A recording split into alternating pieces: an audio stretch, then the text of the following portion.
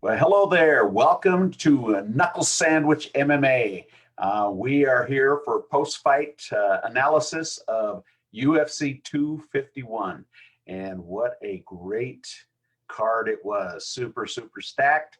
Very exciting. Very first fight on Yas Island, aka Fight Island. And I know watching Dana White talking on some of the post shows, he was really, really glad to get that in his back pocket. I'm sure there were a ton of things that could go wrong, but overall, the production, everything about that went out very well, went over very well, and it was a super exciting night. There were so many fights on this card, three title fights. We're going to go over all that stuff. I kind of went from the top down on this, but we're going to go from the bottom up, okay? And one of the fights on the prelim cards that I really liked, that I thought was fantastic, was the Grant versus Day fight on the prelim card. And Grant, it was a really good fight. I gave the first round to Day, and that was a pretty close round, but I gave it to Day. And then Grant, as this fight went through, in the third round, he KO'd Day. He just knocked him out, and it was a really, really, I call that the sleeper fight, because not because it was boring, but because it was a really, really good matchup. Lots of punches thrown, and a very, very exciting fight, and an amazing finish. So congratulations to Grant on that one. Good job on that, and great fight. And now we're going to move to the next on the main card. So now I'm going to cover the main cards, and then I'll go over some post fight comments that people made, comments that other podcasters have made, and fans and the like. But the first fight I want to start off with on the main card is Rose Namajunas versus Jessica Andrade. And that was a fight, it was billed as going to be an exciting fight, and it did not disappoint. Very, very action-packed fight, super technical. Rose came in, and she really used her range very, very well, throwing some straight jabs right down the pipe. Boom. And just peppering Andrade. And it was, again, you could see the frustration building on her. She tried to do some takedowns. She did a couple of takedown defenses. Rose did, but there was some good grappling that kind of jumped back up to the feet. Rose very flexible. Andrade very strong as always, but just could not get it done this time. So the second meetup with Rose and Jessica went to Rose. She was the victor. And let me see by rounds. So it was a 3-round fight. And I gave rounds 1 and 2 based on mostly strikes to Rose Namajunas. And then I gave round number 3 to Jessica Andrade for a takedown and some heavy blows, some significant blows.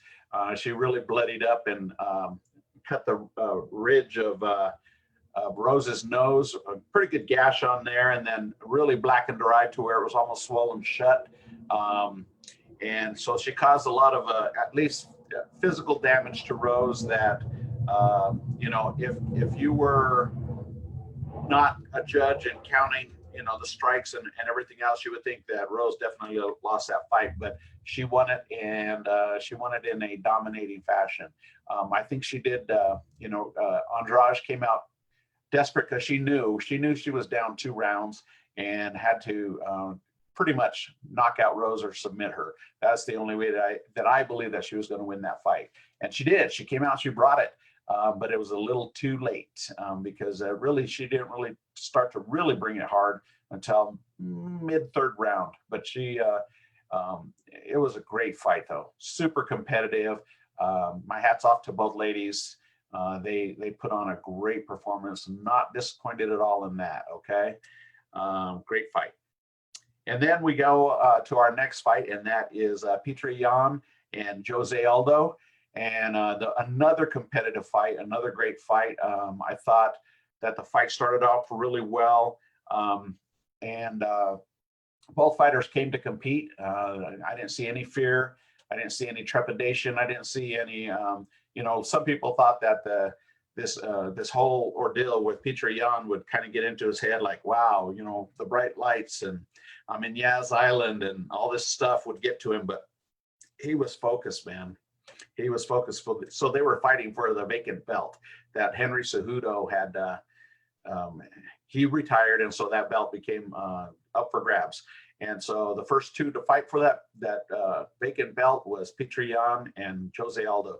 Now, Jose Aldo cut down a significant amount of weight, but he said it was actually easier to make this weight because he had already changed his whole eating style and lifestyle, and so it made it very easy. And he didn't look washed out at the weigh-ins or anything, so he managed the weight very, very well, and both of them made weight for this fight. So in this fight, I want to go round by round because it was a championship fight for a vacant belt, and so it was a 5-rounder, okay? And hey, that's my dog. And so I'm going to go round by round, but I believe I thought Petr Yan won the first round. He came out and he was very, very sharp. His punches were really fast. Man, that kid is fast. I just can't believe how fast he was.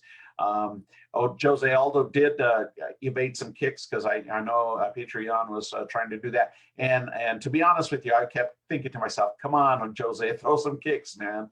And he did not disappoint there either, because I was hoping he was going to use some of his kicks in this fight.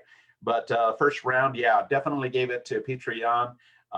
He performed well. He's very polished, very sharp, and accurate as well in his punches.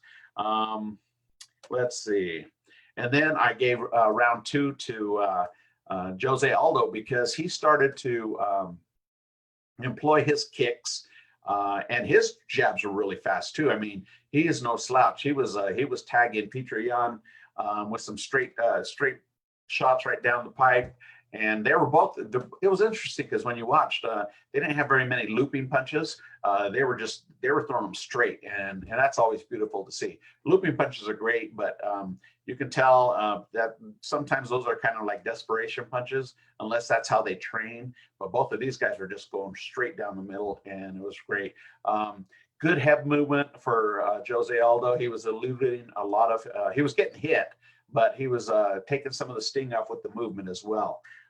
So I gave round number 2 to Jose. And then I also gave round number 3 to Jose because then he started employing the kicks, and he actually slowed Petr Yan down because Petr Yan was, he's known as a pressure fighter, and he, but Jose stood his ground, and he kind of knew that he had to. He, and I mentioned this in the other podcast, that if he moved backwards and he was fighting on his, off of his back foot, he was not going to be as effective. But they just kind of did one of these numbers. They were fighting in the pocket, both of them, and they just kind of kept going back and forth, neither wanting to give up ground. And so I believe that Jose in the second round had much more accurate and more significant strikes landed. Let's see, excuse me, not the second round, the third round. So at this point in the fight, I gave round number 1 to Petr Yan, and I gave rounds 2 and 3 to Jose Aldo. And then Jose, he started to, I think he started to gas. He wasn't too bad, but Petr Yan, I think, was just too young, too strong, which is some of the comments I also predicted that he was, he's young and strong and hungry. It was, that's where he started to turn the tide. I think he felt also, and I think his corner even said that, Jose, got that last round, so we need to get it back. But when they started to fight again, Petr Yan, he just started landing more shots, and it seemed like Jose was, because he was tired, he wasn't landing those shots as frequently, and so Petr Yan just kept beating him to the punch, basically. And I just kept yelling at the TV, throw something. You gotta beat him. You gotta be first, because in the judge's eyes, they're looking at who's first, who's getting off, who's dictating the pace, and it was definitely Petr Yan. And then in the 5th round, so I gave the 4th round to Petr Yan, and pretty substantially. And then on the 5th round, of course, he hit Jose with a shot and pretty much rattled him. And at that point, he went down very quickly. And Petr Yan swarmed all over him, smelled blood in the water, swarmed all over him, and just started peppering him and knocking him to the ground, and then jumping on and doing some ground and pound. And at that point, he looked just too strong, and he wanted it more.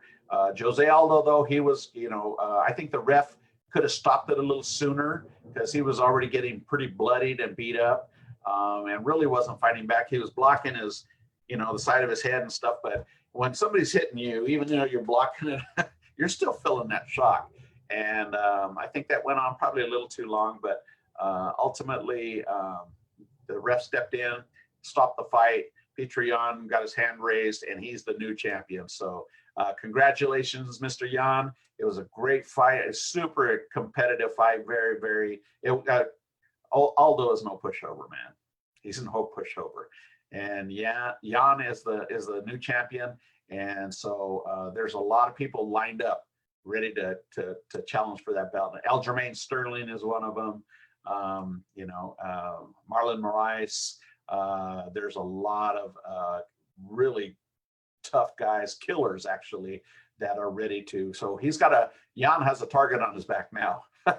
He's the champ. They all want a piece of him. And so I can't wait to see who his next opponent's going to be, but it was a fantastic fight.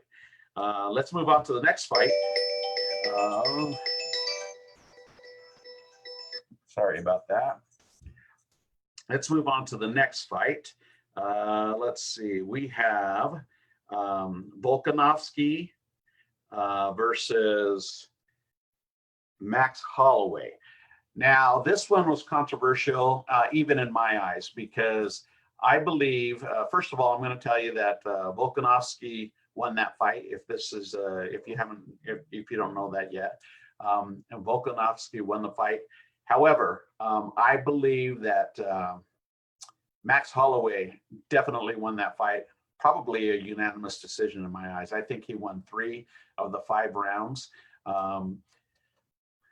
Volkanovski won 4 and 5, maybe 5 for sure. 5. The 5th round he came out really strong, but Max had dropped him a couple of times early in the fight with some great punches, and Max had stopped his game almost completely. He didn't allow Volkanovski to. There was very few leg kicks. He did some inside leg kicks, some low calf leg kicks on Holloway, but Holloway's movement was so well orchestrated that they didn't have near the effect as the first fight, because the first fight really changed the whole pace of the fight, just because of Volkanovski's leg kicks to Holloway changed the whole fight, and that's why he lost. But this one was a different story. Max was pulling out all kinds of different moves, different angles. Head movement was really well. He kept sidestepping and making anything that Volkanovski threw took a lot of power off of him. Just because if you're going and a punch hits, even if it connects, if you're going away, it takes quite a bit of sting off of that. And so he did a really good job. Plus, he was definitely not as powerful as Volkanovski, but Holloway's punches were so accurate that he's kept stinging him, even though they weren't super power punches like Volkanovski's, and he dropped him a couple of times. And you could see the frustration after the second round, Volkanovski walking back to his corner, dropping the F-bomb because he was frustrated. And so as the fight wore on, like I said, I gave the first 3 rounds easily to Max Holloway. The 4th round could have went either way, so that's how close that was. The 5th round, I definitely gave to Volkanovski, and somehow the judges, they gave him the fight. I don't know which fight they were watching. They weren't watching the one I was watching, that's for sure. And if you look, even Dana White on the post fight show, he asked all of the reporters that were at the scrum. He said, "So did any of you guys give that fight to Volkanovski?"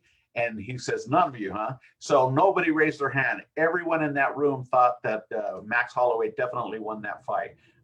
So what they're going to do next with those, Volkanovski, he was lucky to get out of there with the belt, very lucky. What they're going to give to Max Holloway next, I don't know.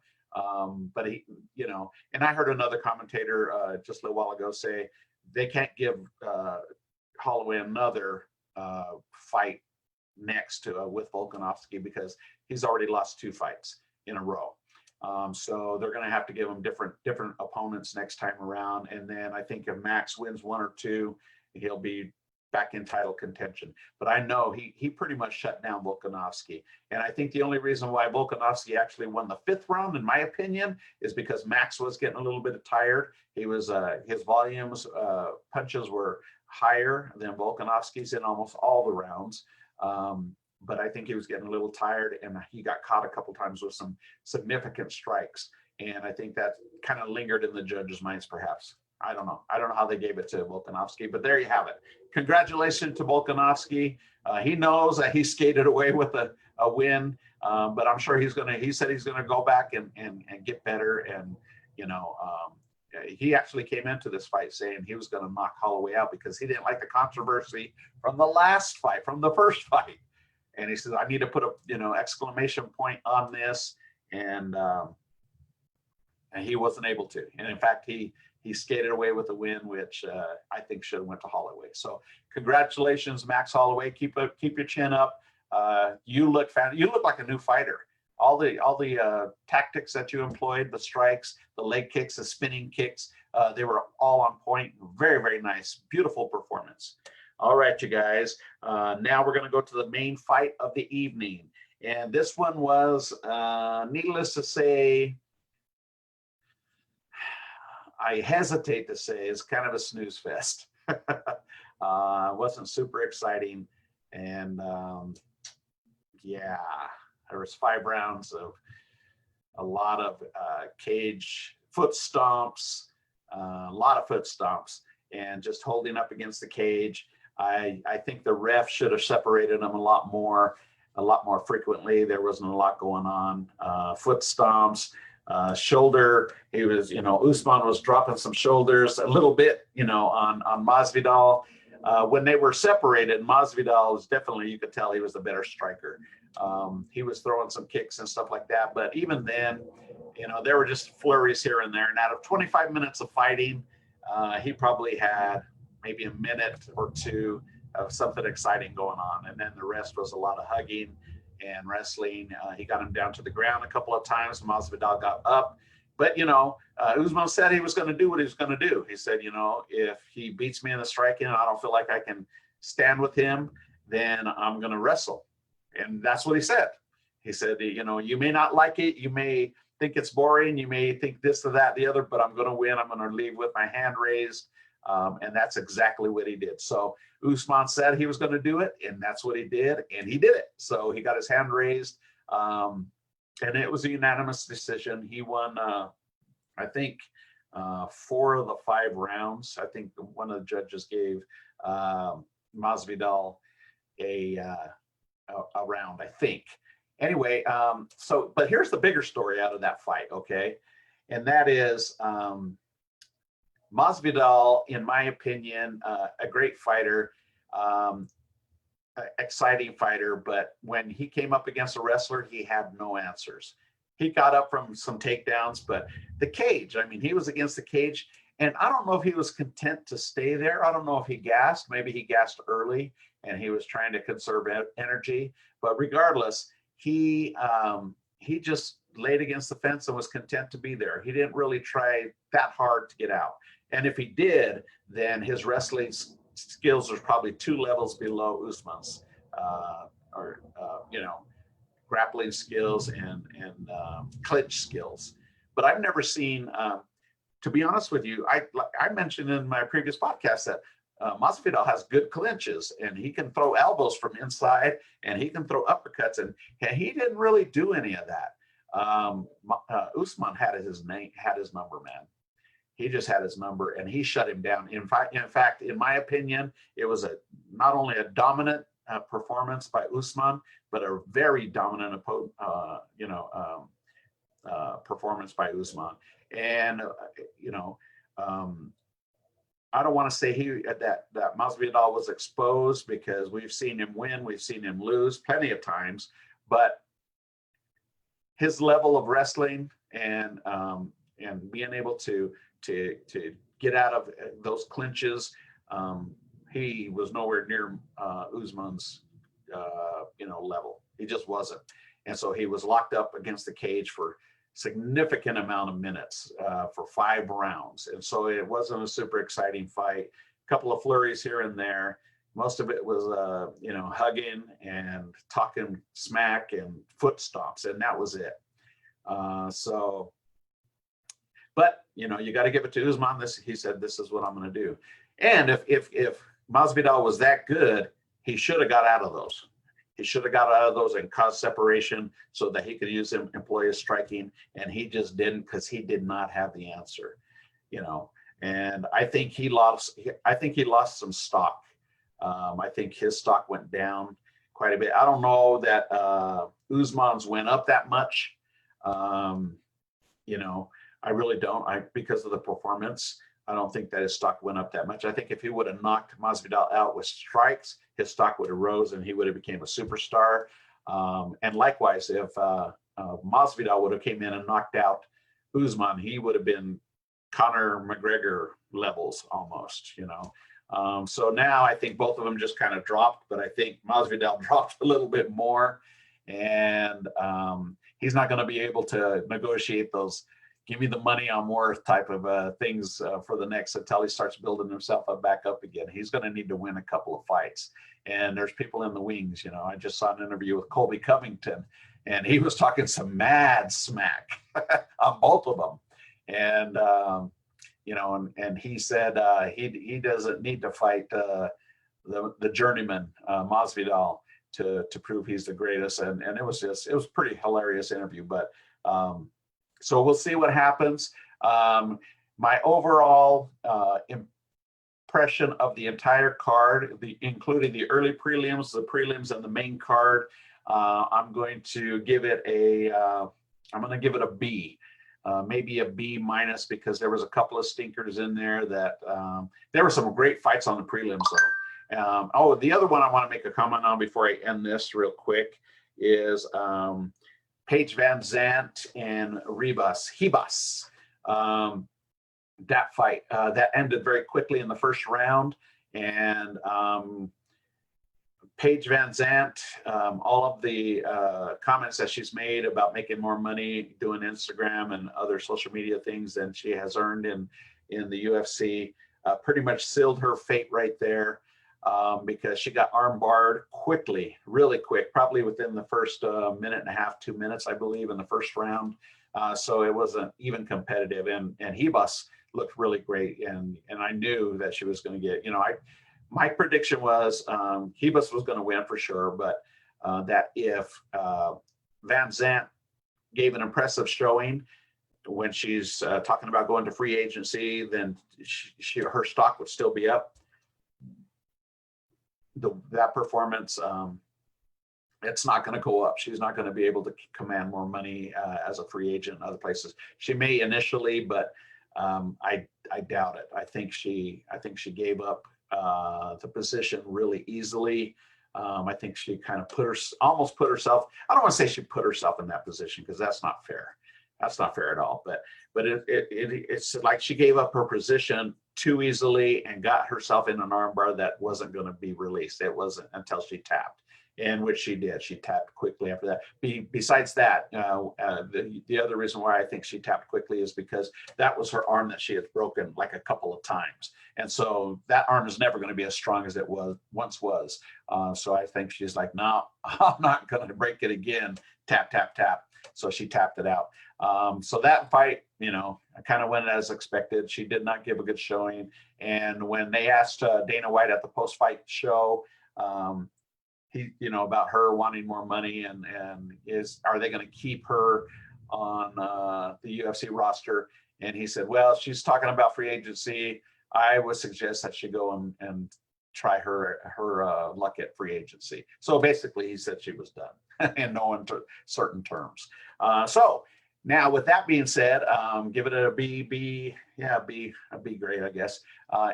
There were some really great fights in there, a lot of knockouts, a lot of great fights. So I was pretty happy with that. I probably dropped it to a B because of the main event. It was, it was very lackluster in my opinion.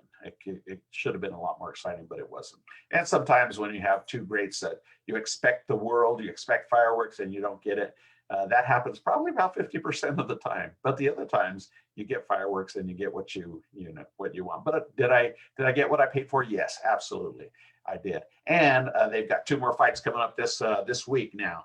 They've got one Wednesday night, fight night, on Yas Island at Fight Island. And then they have another one on Saturday. So stay tuned because we got a lot of work to do this week on Knuckle Sandwich. And don't forget to subscribe, like this page. Oh, by the way, this channel is supported by Rovalli's Ristorante Italiano. See that? That's who's sponsoring these videos and the podcast. So if you live in the Ogden area, give Rovalli's a try. It's delicious.